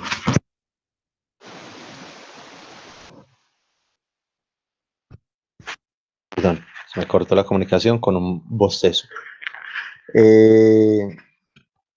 Aquí la parte superior está relacionada con las entradas. Generalmente, ¿sí? La relación de las entradas no es tan fuerte como la de las salidas. Inclusive, en muchos sistemas podríamos encontrar que arriba simplemente es una constante. Simplemente que el sistema relaciona con la entrada de forma única. Es decir, el sistema, la entrada o la señal de prueba, la excitación entra y simplemente es multiplicada o digamos acondicionada por un numerito. No se deriva, no se hace nada. Mientras que toda la dinámica del sistema sí está en el denominador y ese sí es el que varía y hace de todo, ¿sí? Entonces, físicamente, nunca habrá un sistema donde la entrada, ¿sí?, varíe más que la salida, porque la entrada realmente es constante. Por eso es tan importante el step, porque el step, digamos que es una señal de prueba que en el tiempo es constante. Entonces lo que nos va a generar es simplemente arriba que no hayan derivadas, ¿sí? Para cuando uno usa otras señales de prueba, ahí sí pueden aparecer derivadas como tal. Entonces, se refiere simplemente a la forma como el sistema toma la entrada, que realmente o en forma general es un valor, un valor cercano a 1, ¿sí? Aquí en el numerador generalmente nos vamos a encontrar de pronto un 1 o un numerito, porque lo único que hace es tomar la señal de entrada, de pronto la condiciona con un numerito y de resto ya todo es la dinámica de salida, es decir, el denominador. De pronto no sé si medio quedó claro. Sí, sí, profe, sí. O sea, Perfecto. porque realmente en la naturaleza lo que hace uno es, o sea, un ejemplo, agarrar una entrada y respecto a eso, pues generar varias respuestas, ¿no? Eso es lo que más o menos le entiendo.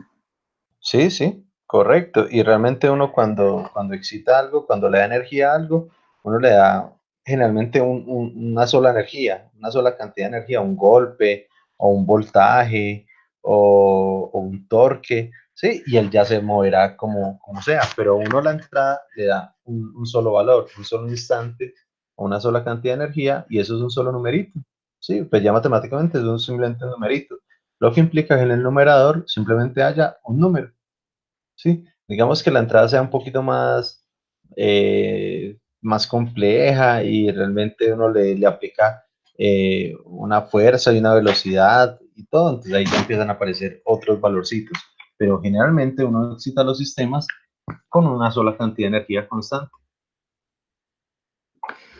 Listo, profe. Entonces ahí los propios son Los los que el propios, numerador el grado del numerador es mayor, ¿no? correcto. Y los Estrictamente. impropios. Exacto. Impropio es que el numerador es mayor al denominador. Impropios no Ujú. existen porque no pueden haber mayor cantidad de diferencia entre las entradas y generando, por ejemplo, poquitas salidas. Sí, no, eso no se da de forma natural. Sí, la Ujú. forma natural es que uno excita de forma simple el sistema y él empieza a responder y a hacer variaciones y derivar, entonces hace velocidades, aceleraciones, movimientos, torques, variaciones de temperatura, en fin, una sola cantidad de energía. Profe, a mí la duda que, como la que me tiene ahí es que, por ejemplo, nosotros linealizamos el sistema, sacamos las ecuaciones y todo eso. Implementarlo, cómo se implementa, no sé, como a la estructura física, cómo sería implementar ese de método en el sistema. Luego vamos a ver varios ejemplos.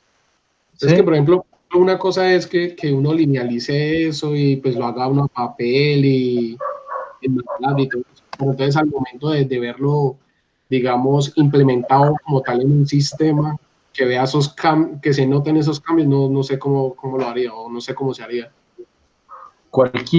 cualquier sistema se puede ver esos cambios, don Gerley. Desde un motor chiquitico de carrito de juguete hasta el sistema de columna de destilación más avanzado. Sí, todo tiene una dinámica. Y nosotros Sí, podemos modelar absolutamente todo de forma matemática. Entonces, por ejemplo, nosotros podríamos coger un carrito, un motorcito un segundito muestro acá, a ver si lo tengo a la mano. Me perdona acá un segundo. ¿Dónde lo tengo? No, acá en las definiciones. Un segundito y le muestro algo así muy por encima. De pronto se lo dejo medio claro. Claro que luego vamos a trabajar más sobre eso.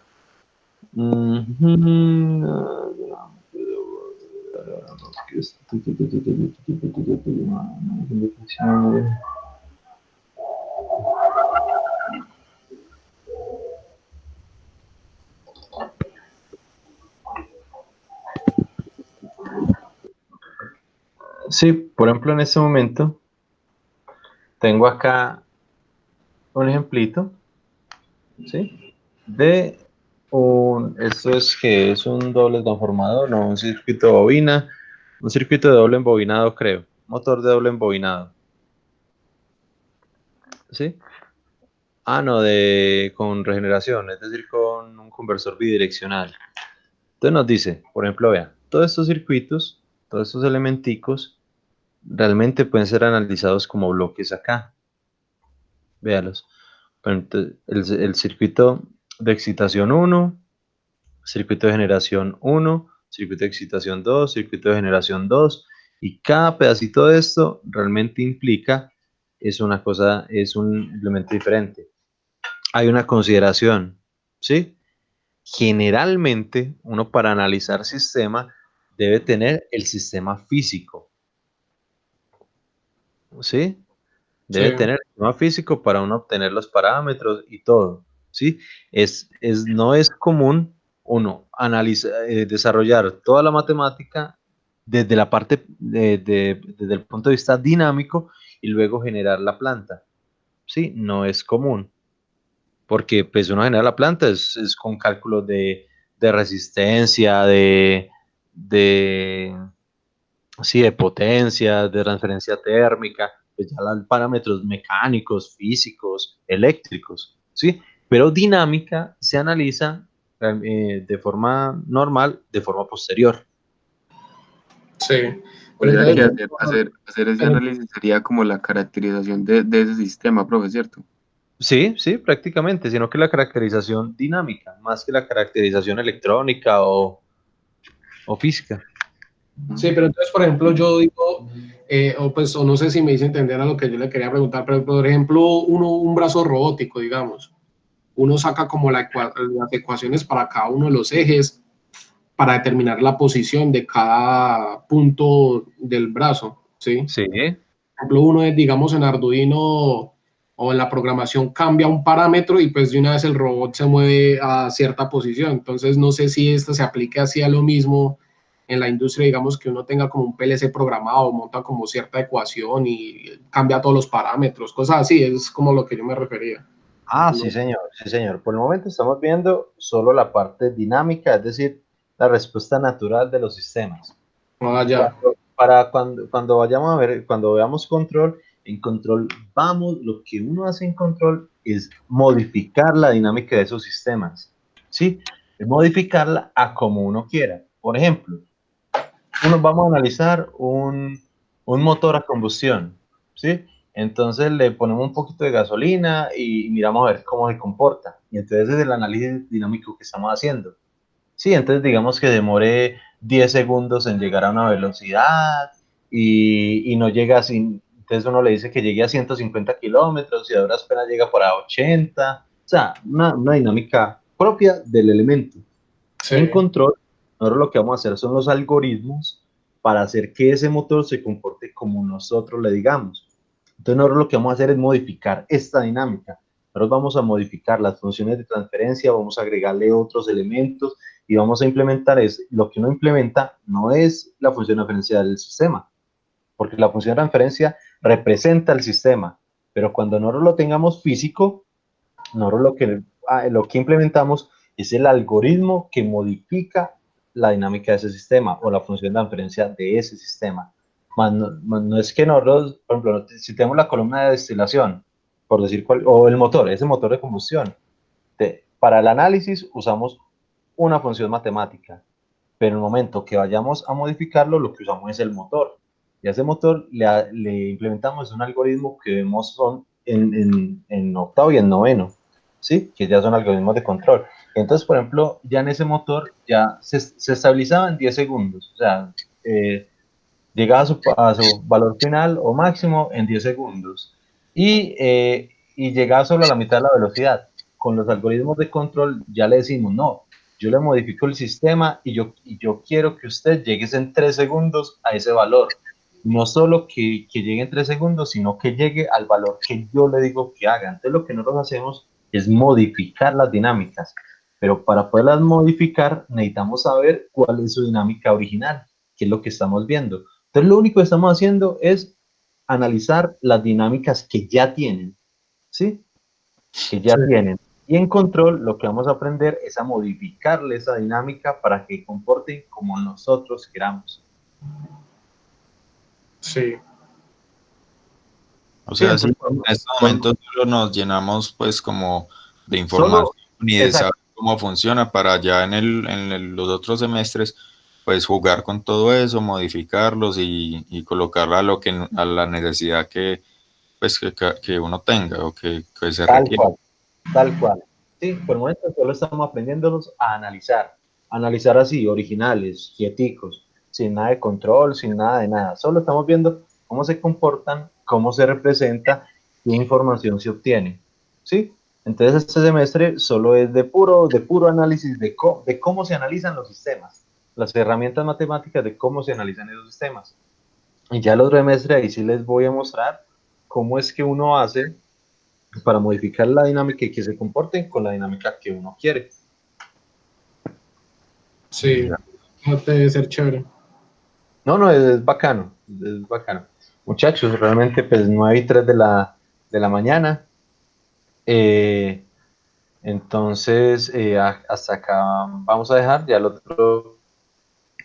la siguiente clase y si nos metemos de lleno. Profe, Sí, en estos ¿hasta